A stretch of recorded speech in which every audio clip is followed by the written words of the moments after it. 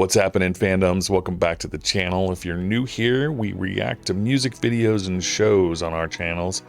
Today's show is The Expanse, and we're looking at Season 1, Episode 7, titled Windmills. Very interesting title because there's several references to Don Quixote in this show, including the name of the ship, the Rocinante. And that whole concept is a little bit of a woven in here with the Miller and Holden storyline. So very interesting. We'll have to see how it applies here. Since I finished episode 6, I've also finished rereading book 1, and wow, I had forgotten just how far this story progresses just in book 1. There's so much to get to. My understanding is that we don't get to all of it in this season. I've been told that book 1 spans at least through halfway through season 2 as well. So I suspect we're going to look at a cliffhanger for season 1. Which would be probably the events on Eros, and then, yeah, I don't even want to hazard a guess as to how they're going to play out the rest of this stuff, because it's a lot, it's a lot. Wow. In the last episode, the crew of the Rocinante made it to Tycho Station. We got introduced to Fred Johnson, the butcher of Anderson Station. In the books, the relationship between our crew and Fred Johnson is much less confrontational. They've negotiated all of these things well before they even land. There's never any armed standoff. But clearly they've chosen to make this a little bit more tense just for the drama of it all. And ultimately, the results is basically the same. One big difference was that the crew originally had found this data cube or data chip or whatever you want to call it off of the dead Mars Marine, and they tried to decrypt it, were not able to, and then eventually handed that off to Fred for assistance. In the show, Fred found it himself when he was prepping the body for its, honorifics and being prepared to send back to Mars or something. But I mean, ultimately the end result is the same. Fred has it. He'll probably figure out some stuff from it.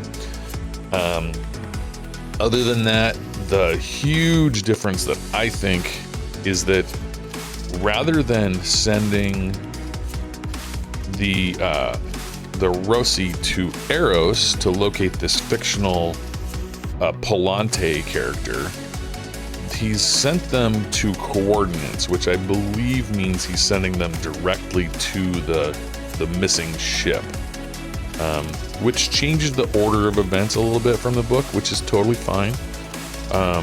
But that's what I expect to perhaps see today. So let's go ahead and dive into it. I'm excited. Used to be good at this.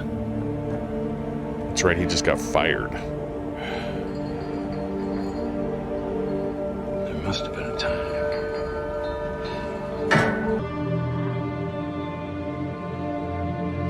Oh, there's Anderson. Take me to the docks!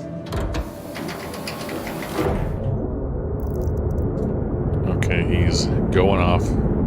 Maybe going off station. Belter attacked the Scipio Africanus, so now they're patrolling every shipping lane between here and Eros. Yeah. We are driving a Tensions are escalating. We didn't bargain for this. The only way this ship will pass for a freighter is if no one looks close enough. They're just giving us a little love tap, let us know they're watching. Well, if that love tap turns into a target lock, we need to be ready. Right.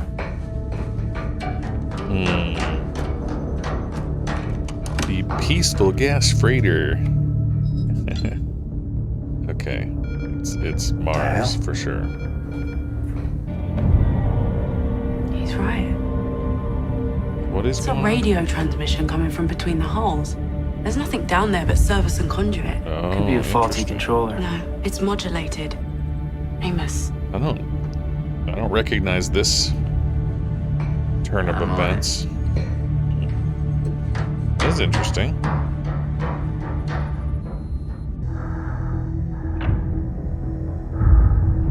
Maybe this was a extra little gift from Fred's people.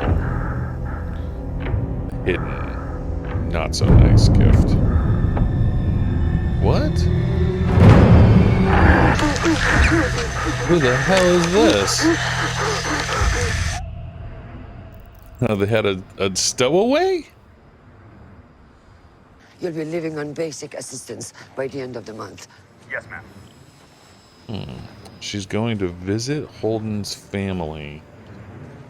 If this happened, it happened much later in the books. This about Jimmy? It is. Well, I like her. Ma'am, do not enter that residence. We cannot maintain your security here. Any idea what he was transmitting? no. He fried this thing right down to the boards. I wouldn't have if Knuckles over here hadn't jumped What me. part of shut up do you not understand? Okay, I am a that is... consultant for Davila Aerospatial. I do special research. Corporate espionage. Call it whatever you want. I've been stealing codes and tech from Tycho for 2 years now. Then why are you on our ship? Why would he tell them this? I got contacts there. I was just calling them. Oh, they are Arrange a headed for pickup. Too bad we're Arrows. not going to Arrows. You're not. And where the hell? There's nothing else out here. It's none of your damn business. Now, I don't want to get picked up by any Mickey patrol, and I know Mickey. you guys don't want that either. What do you know about us? It's none of my business. Okay? None of my business why you guys are flying around in a stolen Martian attack ship. You have no idea what you're talking Like about. I said, it's none of my business. Enough. Get him below. Well, they definitely didn't have a stowaway on their trip to Eros or the other ship, so they're definitely making some minor changes here. This is Christian's spy. I wonder if his story about being caught by the OPA is true. The OPA wants you. They're openly OPA here. Nobody gives a shit. Detective Chapeau. Tonight, he's my guest. His drinks are on me. Okay. This is a good day for starting over, my friend. This isn't over.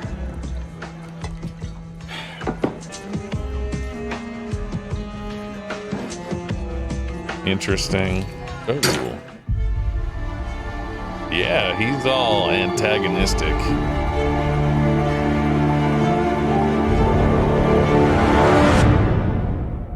Definitely playing up this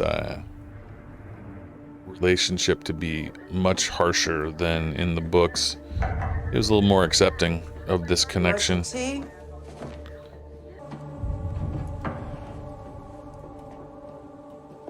Mother Elise, I guess, is in charge.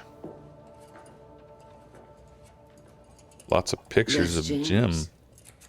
That's all of us. Brave woman. Kicked out of the Navy, he fell in with a radical fringe group in the belt because it reminded him of home. Interesting. I can make shit up too. Why are you here?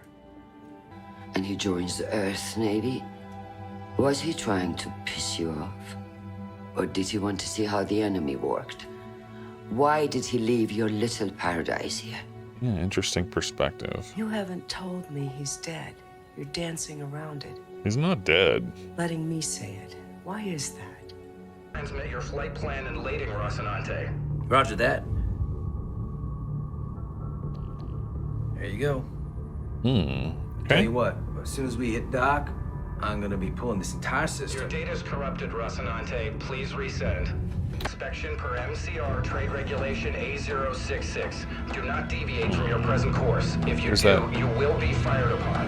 There's that AO66 thing again. Watch your step. Worried about what's gonna happen when they board you?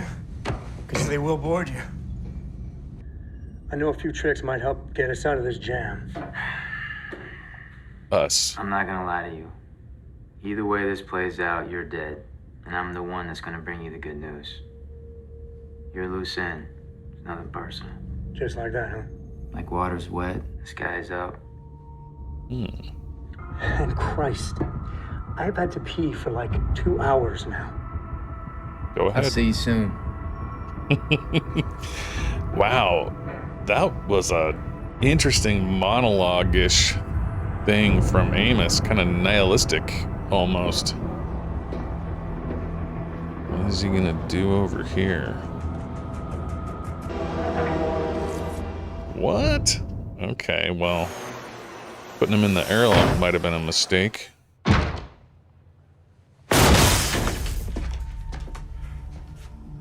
This is Julie Mao's apartment again. Yep, that's where we are. But why is he back here?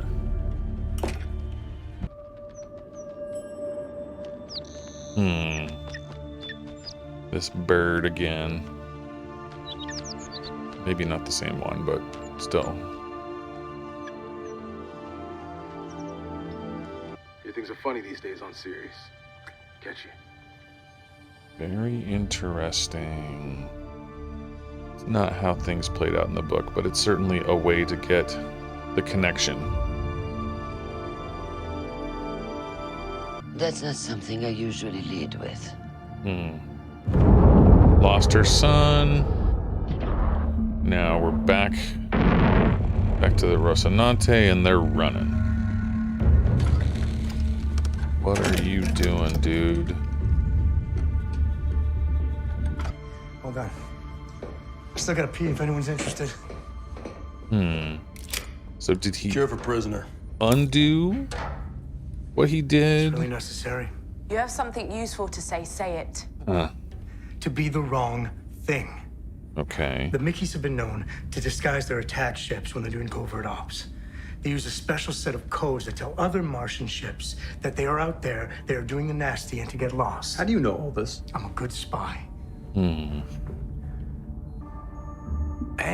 just like that, my captain ordered me to change my course. We parted our ways. None of the officers said anything about it, but everyone on the crew was absolutely certain it was Black Ops stuff. That's because it probably was. Interesting. Listen to me. You guys give that skiff the proper set of codes. From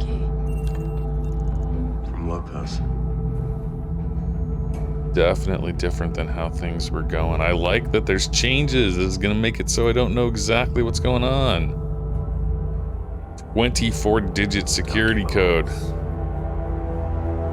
Oh boy.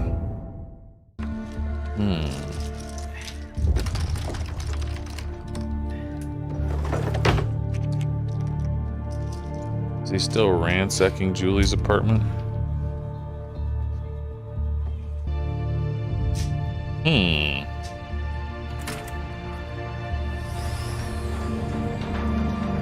Intriguing.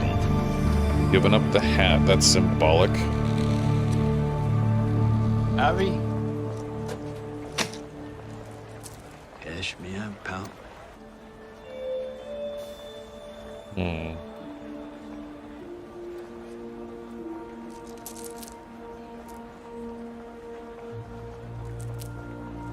We haven't heard any mention of his ex-wife. Maybe they're replacing her with her. He grew up thinking he was alive because the land needed him. That's a terrible thing to tell a child. Interesting. But he never complained because it was what we all wanted. By the time he was a teenager, he was reading all the briefs Tom wrote. He went to the hearings. He stood at the gates to greet whatever goons the government sent to harass us. No offense. None taken. The day before his 18th birthday, I took him out to mend a fence. And I told him to get as far away from this place as he could. Oh, And that if he didn't go, then I would. Because I couldn't stand to watch what we were doing to him anymore. Jimmy still hasn't found his place, but at least he's free.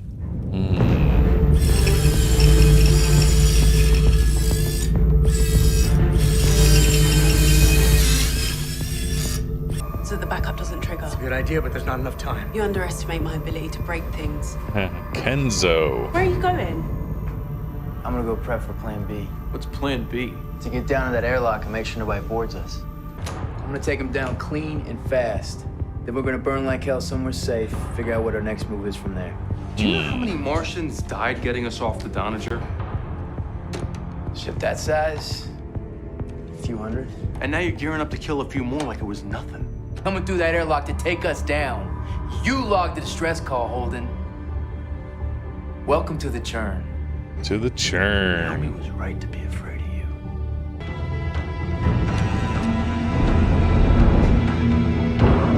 I wonder how this is gonna go. I honestly don't know. It could go any way. This is amazing. We are not those guys. We're not the assholes. I'm done talking, Holden. We're about to have company. Oh, shit. I will take you down before I let you take them down. You got a clean shot, back of the head. Take it if you need it. I've got it. What? You got it? I've got it.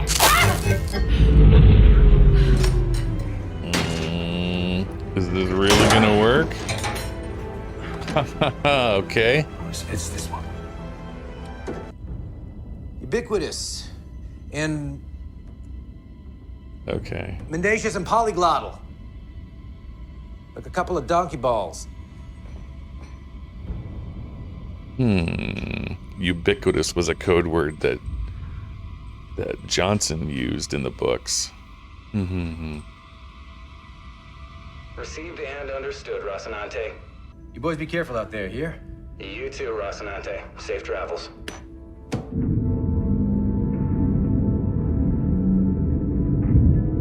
Wow. Okay.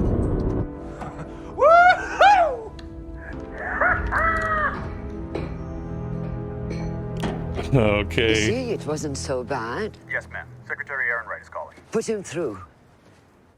I've activated a Black Ops team. Oh. We're taking Holden off the board. Taking him off the board for a series of circumstances we don't even understand. We're beyond circumstantial here, Christian, and we can't afford to wait for the next Disaster in Holden's wake. Shit. Yeah. That was unexpected. She's just doing her best.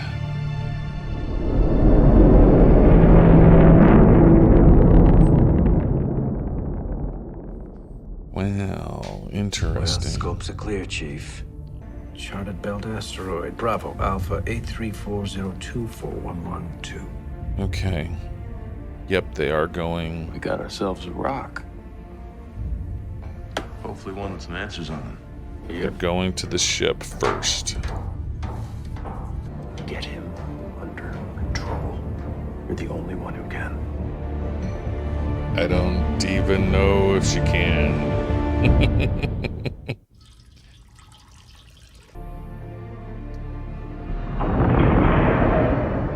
Well, whatever it was he undid in the airlock, he doesn't have access to that anymore.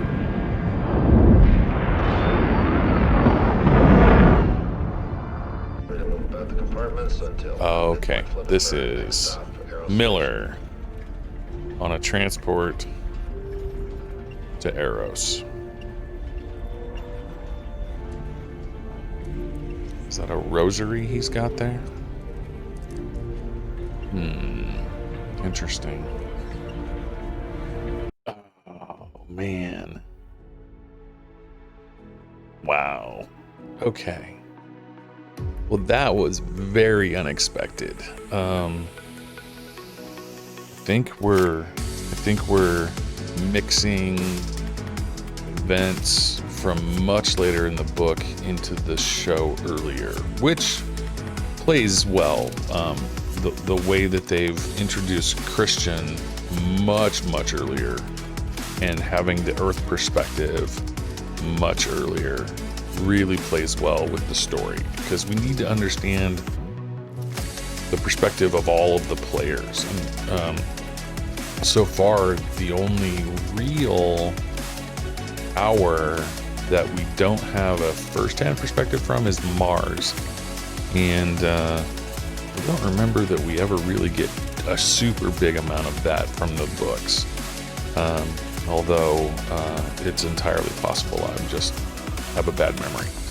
Now, one thing that I can definitely tell you is that there was not a stowaway spy on their ship in the books. So we're departing very, very far from the actual storyline.